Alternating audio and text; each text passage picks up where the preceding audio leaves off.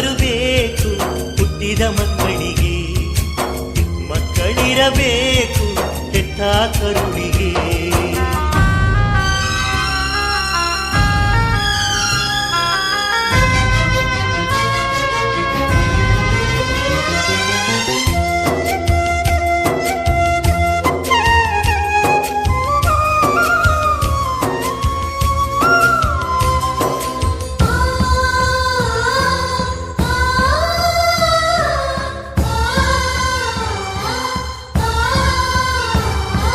ನಿನ್ನ ನಡತೆ ನಿನ್ನ ಘನತೆ ನಿನ್ನ ತ್ಯಾಗವೇ, ಕರ್ಣನ ದಾನಕ್ಕೂ ರಾಮನ ಬಾಣಕ್ಕೂ ಸರಿಸಮ.